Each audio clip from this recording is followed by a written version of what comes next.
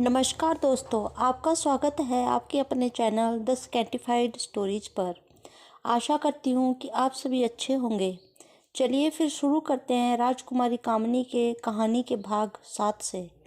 कहानी शुरू करने से पहले आप सभी से विनम्र अनुरोध रहेगा कि चैनल को सब्सक्राइब जरूर कीजिएगा, वीडियो को लाइक और शेयर जरूर कीजिएगा।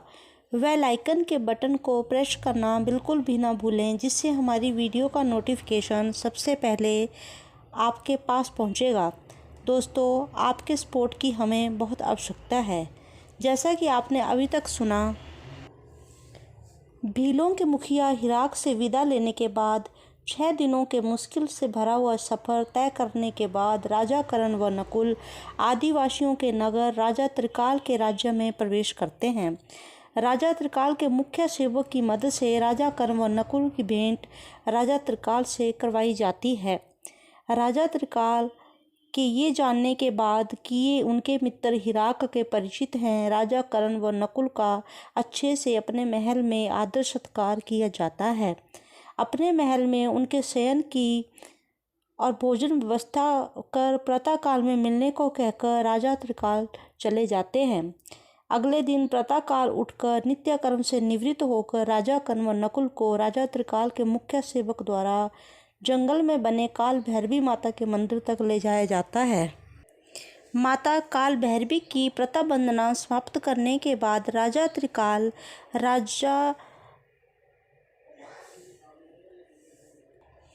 माँ काल भैरवी की प्रतिवंदना समाप्त करने के बाद राजा त्रिकाल राजा कर्ण व नकुल से भेंट करते हैं।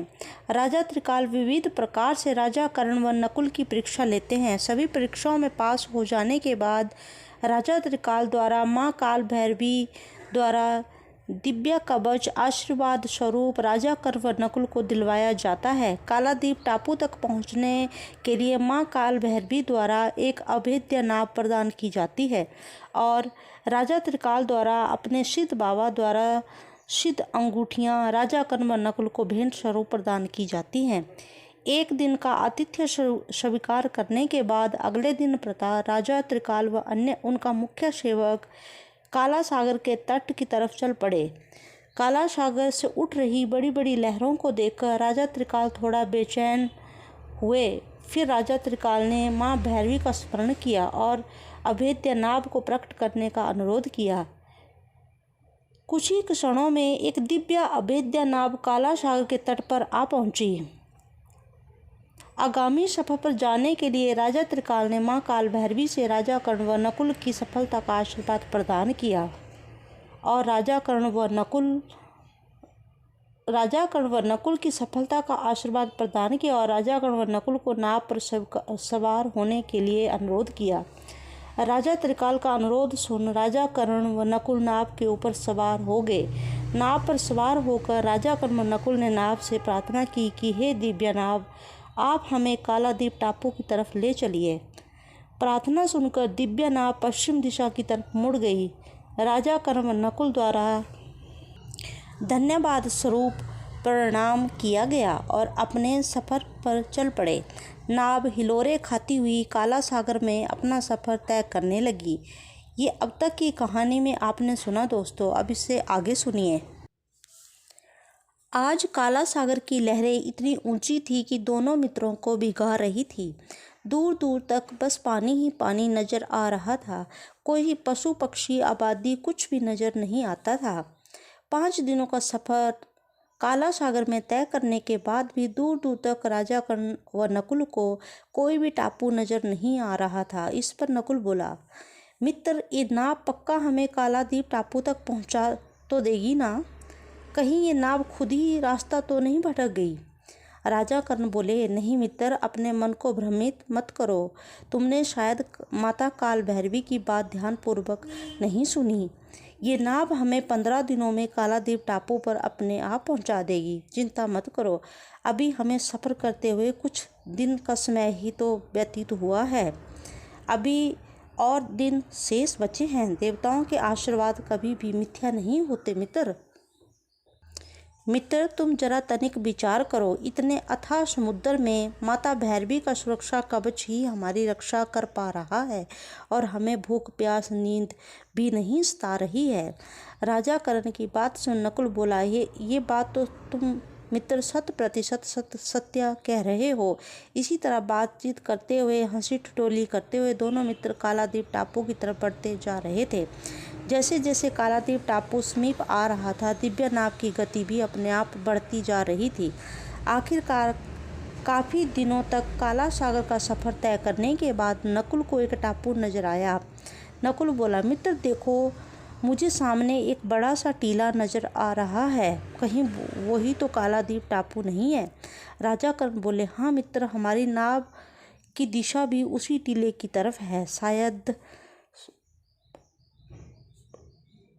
वही कालादीप टापू है। नाव उसी टीले की तरफ बढ़ रही है। सूखी जमीन पर आकर के नाव रुक गई। राजा कर्ण व नकुल नाव पर से उतरकर जमीन पर आ गए और नाव को प्रणाम किया। धन्यवाद जो आपने हमें यहाँ तक पहुँचा दिया। उसी क्षण नाव वहाँ से अदृश्य हो गई। कुछ दूरी उस टापू पर तय करने के बाद राजा कर्ण व नकुल को धरती हिलती हुई नजर आई। दोनों मित्र हिलते हिलते नीचे गिर पड़े। मानवों का स्पर्श पाकर वो कालादीप टापू हिलने लग गया। अपनी अपनी तलवारों की मदद से राजा कर्ण व नकुल ने अपने आप को संभाला और आगे बढ़ने लगे। थोड़ी दूर जाने के बाद राजा कर्ण व नकुल को पहाड़ हिलते हुए नजर आए और एक भारी शिला गिरते गिरते उनकी तरफ आने लगी। बड़ी ही कुशलता से राजा कर्ण ने अपनी दिव्य तलवार की मदद से उस शिला का रुख बदल दिया। तभी एक साथ 3-3 शिलाएं उन दोनों की तरफ बढ़ने लगी। दोनों मित्रों ने बड़ी ही कुशलता से शिलाओं को तोड़ दिया। शिलाओं के साथ काफी जंग लड़ लेने के बाद दोनों मित्र आगे बढ़ने लगे। भूख और प्यास दोनों को सताने लगी थी। तभी नकुल ने अपने थैले में से अक्षय पात्र को निकाला और कुछ खाने की वस्तु प्रदान करने के लिए अनुरोध किया। अक्षय पात्र में से खाना प्रकट हुआ। दोनों मित्र ने मिल बांट कर खा लिया। थोड़ी देर विश्राम करने के बाद दोनों मित्र आगे बढ़ने लगे। थोड़ा दूर पहुंचने के बाद वो एक बियाबान जंगल में पहुंचे। बियाबान जंगल में पहुंचे और वहां पे उस जंगल को निहारने लगे। वो जंगल पूरी तरह से पशु पक्षियों से विहीन था और उसमें बहुत अंधकार छाया हुआ था। दूसरी तरफ कालादीप टापू के जिस हिस्से पर नाव ने राजा कर्ण व नकुल को उतारा था, वह हिस्सा दैत्यपुत्र कामरूप के अधिकार क्षेत्र में आता था। इसलिए जैसे ही राजा कर्ण व नकुल ने कालादीप टापू की सूखी जमीन पर पैर रखा, कामरूप दैत्यों को कुछ आभास हुआ कि कोई मानव जाति का व्यक्ति उनके इलाके में आया है। कामरूप, जो अभी अपने इष्ट देव काल भैरव की वंदना से उठा ही था, जल्दी से भागकर दिव्या फल को देखने गया।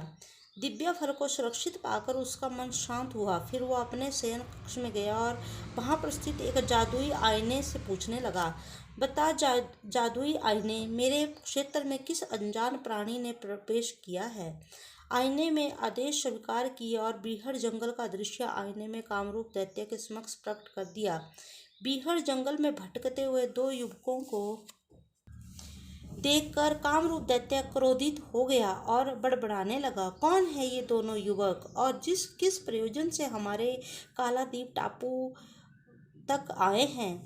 आईने को एक रेशमी कपड़े से ढककर तुरंत काल भैरव की गुफा की तरफ चला गया। काल भैरव की गुफा में पहुंचकर कामरूप दैत्य ने अपनी मंत्र शक्ति की सहायता से मिट्टी के बने तोते को जीवित किया और उस तोते से पूछने लगा, सुन बड़बोले तोते, जल्दी से पता लगाकर आ, हमारे बीहड़ जंगल में इस तरह से भटकने वाले 2 युवक कौन हैं और किस प्रयोजन से कालादीप टापू तक आए हैं? अपने मालिक की बात सुन बड़बोला तोता बोला, ठीक है मालिक, पता लगाकर आता हूँ। किसकी सामत आई है जो मेरे मालिक के क्षेत्र में कोई अपरिचित क्यों विचरण कर रहा है? तोता बोलते बोलते उस गुफा से उड़कर बीहड़ जंगल की तरफ चला गया।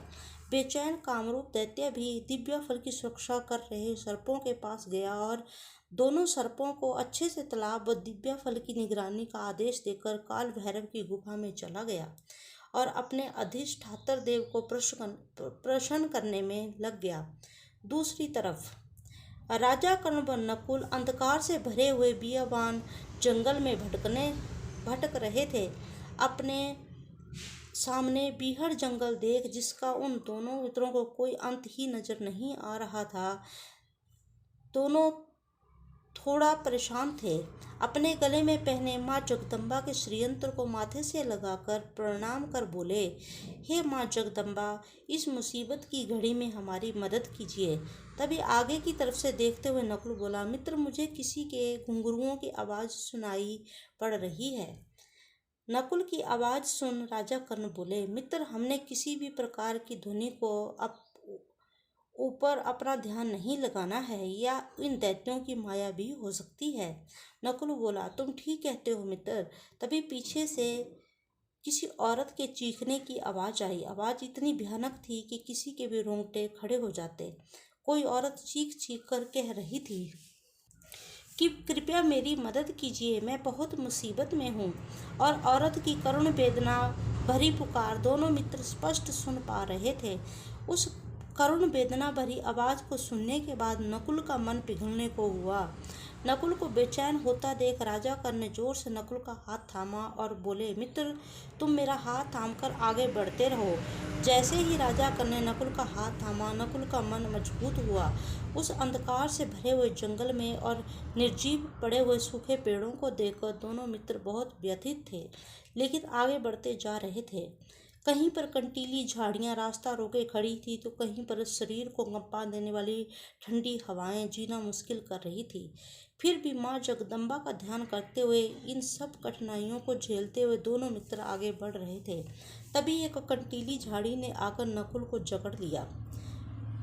राजा कर्ण ने आगे आकर उस कंटीली झाड़ी को एक चाकू की मदद से काट दिया और दूर फेंक दिया। थोड़ी दूर जाकर दोनों मित्र ने देखा कि एक बड़ा सा पेड़ टूटकर रास्ते में पड़ा हुआ है। नकुल बोला, इस कटे हुए पेड़ की वजह से तो हमारा आगे की ओर बढ़ने वाला रास्ता बंद हुआ पड़ा है। राजा कर्ण बोले, चलो इस वृक्ष को हटाने की कोशिश करते हैं। दोनों मित्र मिलकर उस पेड़ को रास्ते से हटाने लगे। काफी मशक्कत करने के बाद भी वह पेड़ टस से मस नहीं हुआ। सामने पेड़ पर बैठा हुआ एक तोता बोला, अरे अरे युवको, क्यों अपनी ऊर्जा को इस वृक्ष के ऊपर व्यर्थ गंवा रहे हो। तोते की बात सुन राजा कर्ण बोले, यह विशालकाय वृक्ष हमारा रास्ता रोके पड़ा है। नकुल को तोते की बोली समझ में नहीं आ रही थी, लेकिन हिराक द्वारा दी गई दिव्य माला के फलस्वरूप राजा कर्ण तोते की बात को समझ पा रहे थे। बड़बोला तोता राजा कर्ण व नकुल की शक्ति को आजमाना चाहता था, इसलिए तोता बोला, मैं तुम दोनों की मदद कर सकता हूँ इस वृक्ष को हटाने में। राजा कर्ण बोले, आप कैसे मदद कर सकते हैं हमारी।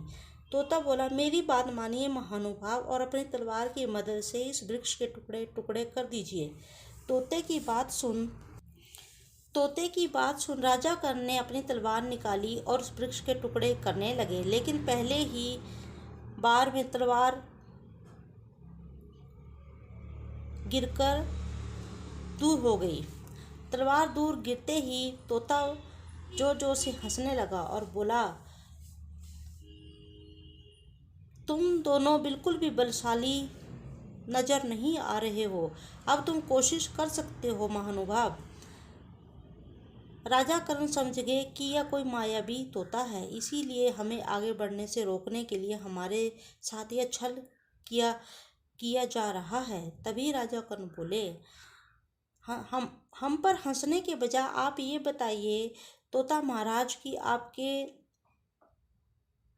इस छल किसके कहने पर हमारे साथ किया है। इस पर तोता बोला, मेरा परिचय यह है कि मैं अपने मालिक का हुक्म बजाने वाला नामुराद परिंदा हूँ। इसी टापू का वासी हूँ। जिस क्षेत्र में तुम अभी खड़े हो यह मेरे मालिक कामरूप के अधिकार क्षेत्र में आता है। अब तुम बताओ कि तुम दोनों मानव किस प्रयोजन से इस टापू तक आए हो।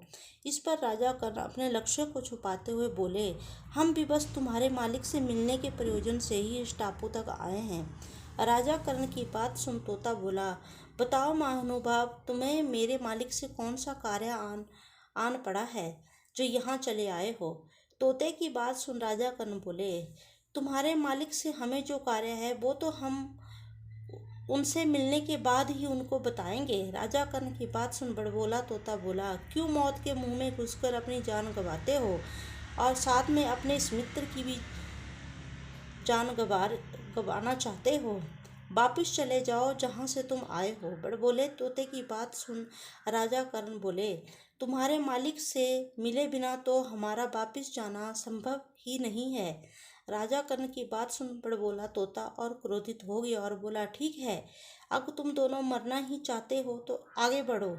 और तोता वहाँ से उड़कर जाने लगा। तभी राजा कर्ण बोले, सुनो परिंदे, अपने मालिक से कहना कि बहुत जल्दी हमारी मुलाकात होगी। और क्रोध भरी नजरों से दोनों मित्रों को देखकर तोता वहां से चला गया। तोते के चले जाने के बाद राजा कर्ण ने दिव्य तलवार की मदद से उस कटे हुए पेड़ को जलाकर भस्म कर दिया। नकुल ने भी अपनी तलवार उठाकर म्यान में डाल ली और दोनों मित्र आगे बढ़ने लगे। समय का अनुमान लगाना उस अंधकार में बीहड़ जंगल में दोनों मित्रों के लिए बहुत ही मुश्किल हो रहा था, लेकिन फिर भी दोनों मित्र साहस व निडरता के साथ आगे बढ़ते जा रहे थे। काफी दिनों का सफर तय कर लेने के बाद दोनों मित्रों के समक्ष एक नई चुनौती रास्ता रोके खड़ी थी।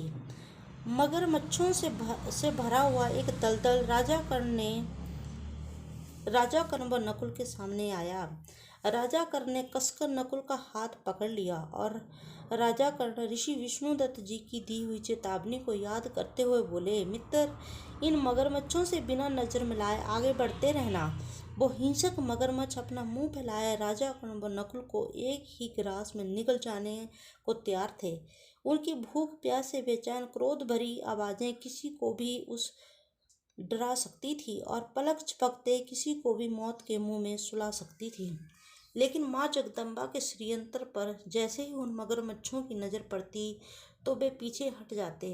तभी अचानक एक पत्थर के पैरों से टकरा जाने की वजह से राजा कर्ण गिरने को हुए। राजा कर्ण के दलदल की तरफ गिरते देख नकुल एकदम से सामने से आया और राजा कर्ण को संभाल लिया। राजा कर्ण की आंखों को अपने हाथ की मदद से बंद करते हुए नकुल बोला, संभल कर मित्र, तनिक मेरी तरफ देखो। राजा कर्ण भी नकुल का धन्यवाद करते हुए उठ गए और नकुल को अपने हाथ से गले से लगा लिया। राजा कर्ण के संभल जाने के बाद अचानक से नकुल का पैर फिसला और वो दलदल में जा गिरा। किसी को दलदल में गिरता देख वो हिंसक मगरमच्छ नकुल को अपना आहार बनाने की इच्छा से उसकी तरफ भागकर आने लगे।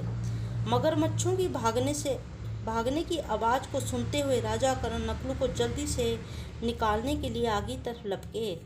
दलदल में धंस रहे नकुल का हाथ राजा कर्ण ने कसकर पकड़ लिया और बाहर की तरफ खींचते हुए राजा कर्ण बोले, घबराना मत मित्र, मैं तुम्हें कुछ नहीं होने दूंगा। राजा कर्ण का पूरा ध्यान नकुल के ऊपर ही केंद्रित हो गया और श्रीयंत्र की दिशा कुछ इस तरह से बनी कि उसके प्रकाश की वजह से मगरमच्छ दृष्टि विहीन हो रहे थे, जिसकी वजह से मगरमच्छ नकुल तक पहुंचने में असमर्थ हो रहे थे। काफ़ी मशक्कत करने के बाद राजा कर्ण नकुल को उस दलदल से बाहर निकालने में कामयाब हो गए। थक हार कर दोनों मित्र वहीं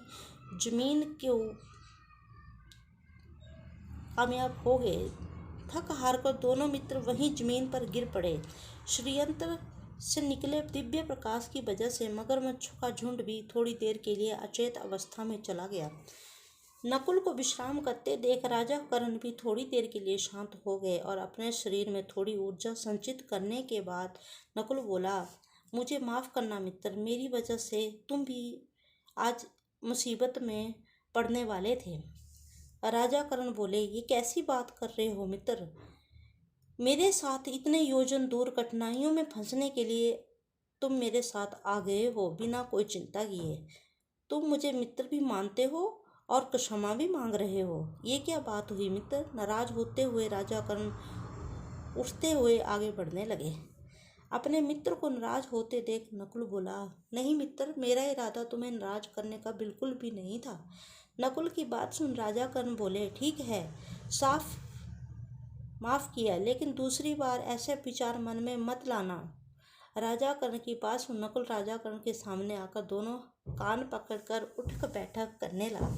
अपने मित्र को ऐसा करते देख राजा कर्ण ने तुरंत नकुल को उठाकर अपने गले से लगा लिया और दोनों मित्र हंसी खुशी आगे बढ़ने लगे। दूसरी तरफ बड़बोला तोता सीधा कामरूप दैत्य के पास पहुंचा और बोला, मालिक सुनिए, वो दोनों युवक बहुत ही चतुर प्रवृत्ति के हैं और तुम्हारे साथ ही मिलने की इच्छा से इस टापू पर आए हैं। कामरूप दैत्य बोला, मुझसे मिलने आए हैं? क्या तुमने यह पता लगाने का प्रयास किया कि वो किस मकसद से मुझसे मिलने के इच्छुक है? अपने मालिक की बात सुन तोता बोला, मालिक उनकी बात चतुरता देखकर मैं क्रोधित हो गया और उनके यहाँ आने के मकसद को पूछना ही भूल गया। तोते की बात सुन दैत्य बोला, बड़बोले तोते, जिस मकसद की पूर्ति के लिए मैंने तुम्हें वहाँ भेजा था वो तो तुम जानना ही भूल गए। माफ़ कीजिए मालिक, लेकिन मैं एक बात जानकर आया हूँ कि वो दोनों युवक दिव्य शक्तियों और दिव्य शस्त्रों से परिपूर्ण हैं। दिव्यता उनके अंग अंग से झलक रही थी। बड़बोले तोते की बात सुन कामरूप दैत्य धधकती हुई लाल लाल आंखों से बोला, मूर्ख तोते, अपने ही दुश्मन की शक्तियों का गुणगान मेरे सामने तू कैसे कर सकता है? मेरा गुलाम होकर के दुश्मन का गुणगान मेरे सामने क्यों कर रहा है? यज्ञ कुंड से राख निकालकर कामरूप दैत्य ने उस तोते के ऊपर फेंक दी। तोता तुरंत मिट्टी के पुतले में परिवर्तित हो गया। झल्लाकर कामरूप दैत्य सुनहरे वृक्ष की तरफ भागा। सुनहरे वृक्ष पर लटके हुए उस सबसे बड़े सुनहरे फल को देखते हुए बोला, मैं जानता हूँ कि वो दोनों युवक तुम्हें ही यहाँ से ले जाने के लिए आए हैं।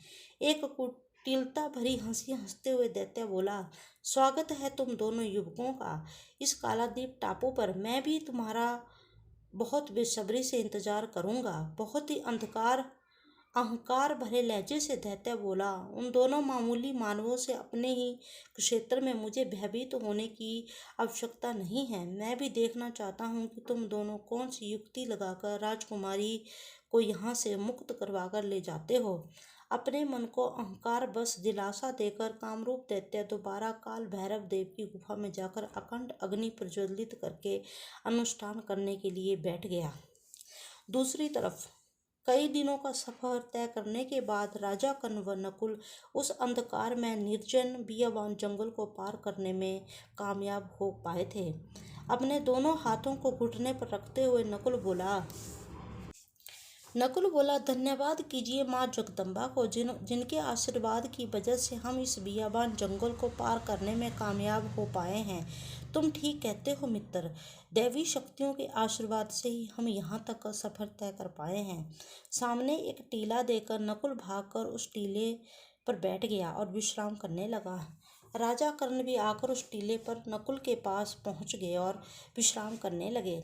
राजा कर्ण बोले, ऋषि विष्णुदत्त जी की बताई हुई योजना के तहत अब हमें भूल भुलैया मिलनी चाहिए। नकुल बोला, हाँ मित्र, तुम ठीक कह रहे हो। अभी वो दोनों मित्र यही बात कर रहे थे कि वह टीला हिलने लगा। टीले को हिलते देख राजा कर्ण व नकुल एकदम खड़े हो गए और उस टीले से गिरने से बचने लगे। लेकिन टीला इतनी जोर से हिला कि राजा कर्ण व नकुल खुद को गिरने से नहीं बचा सके। राजा कर्ण व नकुल गिरते हुए एक खंडहर में जा गिरे। दिव्य शक्तियों के प्रभाव से वो दोनों मित्र हवा में कुछ इस तरह से हवा में लहराते हुए कुछ इस तरह से खंडहर में जाके गिरे कि बिना चोट के ही दोनों वहां पहुंच गए। ये कामरूप दैत्य का अदृश्य वार था। वह दैत्य राजा कर्ण व नकुल को मारकर उसी टापू पर सदा के लिए कैद करना चाहता था, लेकिन पुण्य प्रतापों की वजह से कर्ण व नकुल बच गए और उस खंडहर नुमा भूल भुलैया में जाकर गिर गए। अपने सामने उस खंडहर को देखकर दोनों मित्र अंदाजा लगाने लगे कि वो इस टापू पर किस स्थान पर आकर गिरे हैं। दोनों मित्र आगे बढ़ने लगे और घूम घूम कर देखने लगे, लेकिन दोनों मित्र जिस स्थान से चलना शुरू करते घूम फिर कर वापस उसी जगह वापस आ जाते। राजा कर्ण अपने मस्तिष्क पर जोर डालते हुए सोचने लगे और ऋषि विष्णुदत्त जी की बात को याद करने लगे कि गुरुवर जी ने कहा था कि तुम जिस भी रास्ते से गुजरो उसे चिन्हित करते जाना। एक पत्थर की मदद से राजा कर्ण रास्ते को चिन्हित करने लगे। इस तरह से 3 दिन बीत गए। राजा कर्ण व नकुल को उस भूल भुलैया को पार करने के लिए 3 दिन लग गए। 3 दिनों के बाद एक बड़े से दरवाजे से राजा कर्ण व नकुल को सुगंधित फूलों की खुशबू आने लगी। वो सुगंधित फूलों से महक रही एक पुष्प वाटिका में पहुँचे। फूलों की महक में किसी को भी थकावट दूर करने की क्षमता थी। मदहोश कर देने वाली वो फूलों की महक और बहुत ही मधुर ध्वनि में बोलते हुए पक्षियों की चहचहाट नकुल और राजा कर्ण को थोड़ी देर उस पुष्प वाटिका में विश्राम करने के लिए अपनी तरफ आकर्षित कर रही थी। लेकिन गुरुवर की चेतावनी को याद करते हुए राजा कर्ण नकुल से बोले, मित्र, इस महकती हुई पुष्प वाटिका से अपना ध्यान हटाकर आगे बढ़ते रहिए। नकुल बोला, हाँ मित्र, ऋषिवर ने बोला था कि अगर किसी भी पुष्प की महक हमने ली तो कई वर्षों की निद्रा में हम लोग चले जाएंगे। नकुल की बात सुनकर राजा कर्ण भी सहमति में अपना सिर हिलाया। दोनों मित्र उस पुष्प वाटिका से आगे बढ़ रहे थे कि तभी एक बहुत ही सुंदर सुनहरे पंखों वाला पक्षी उड़कर राजा कर्ण व नकुल की तरफ आया और अपनी कर्तव्यबाजियां दिखाने लगा। दोनों मित्रों का ध्यान अपनी तरफ आकर्षित करने लगा।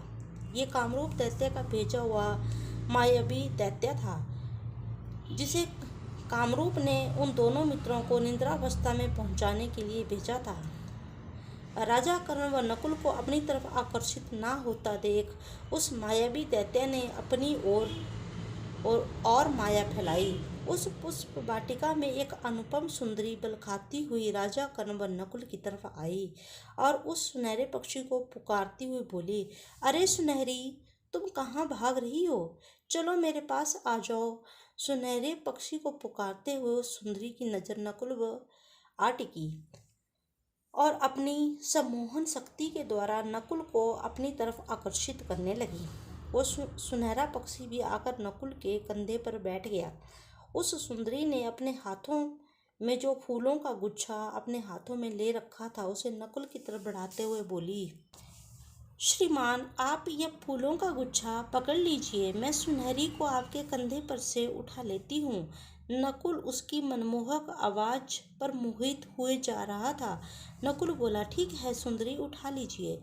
अपने मित्र को एक बालिका की तरफ मोहित होते देख राजा कर्ण भी देख रहे थे। तभी वो बालिका बोली, श्रीमान, आप इन फूलों की महक का आनंद लीजिए, मैं सुनहरी को उतार लेती हूँ। बालिका आगे बढ़ी। दरअसल में सुनहरी इस पुष्प वाटिका में भ्रमण हम दोनों इस पुष्प वाटिका में भ्रमण का आनंद ले रहे थे, लेकिन तभी इस सुनहरी की दृष्टि आप दोनों के ऊपर पड़ी और ये उड़ती हुई यहाँ आ गई।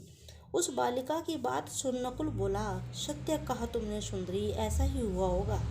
तभी नकुल ने अपने हाथ उस फूलों के गुच्छे को पकड़ने के लिए आगे किए। अपने मित्र की इस प्रतिक्रिया को देखते हुए राजा कर्ण आगे बढ़े और नकुल और उस बालिका के बीच में आ गए। राजा कर्ण के बीच में आ जाने की वजह से नकुल और उस बालिका की नज़रों का संपर्क टूट गया। नज़रों का संपर्क टूटते ही नकुल एक झटके से एक होश में आया।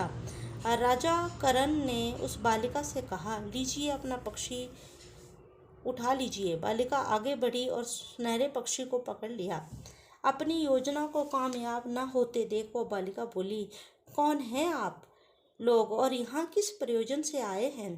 राजा कर्ण नकुल को शांत रहने का इशारा कर कहने लगे, हम कामरूप से मिलने के इच्छुक हैं, उनसे मिलने आए हैं। वो बालिका बोली, दैत्यराज से मिलने आए हैं? क्या कार्य है आपको दैत्यराज से? उस बालिका की बात सुनते हुए राजा कर्ण बोले, जब कार्य ही आपके दैत्यराज से है तो उन्हें ही बताएंगे। राजा कर्ण की वाक चतुरता देखते हुए बालिका क्रोधित होते हुए बोली। वो बालिका बहुत ही अहंकार भरी हंसी हंसते हुए बोली, चले जाओ यहाँ से और मौत को गले लगाते हो। राजा कर्ण बोले, मृत्यु से कैसा भय? वो जब जहाँ आनी है तब आनी है। अगर इस स्थान पर हमारी मृत्यु विधाता ने लिखी होगी तो यहाँ पर ही होगी, और अगर नहीं लिखी होगी तो कभी भी नहीं होगी। जाओ और दैत्यराज को हमारा संदेश दो कि बहुत जल्दी उनसे भेंट करने हम पहुँच रहे हैं। राजा की बात सुन वो बालिका बहुत ज्यादा क्रोध में आंखों को लाल लाल करके राजा कर्ण को ललकारने लगी। पहले तुम दोनों मुझसे तो मुकाबला कर लो, दैत्यराज से बाद में मिल लेना। उस बालिका को ललकारते देख राजा कर्ण भी तैयार हो गए। तभी वो बालिका अपने दैत्य रूप में आ गई और राजा कर्ण व नकुल को अपने दोनों हाथों से पकड़कर उठा लिया।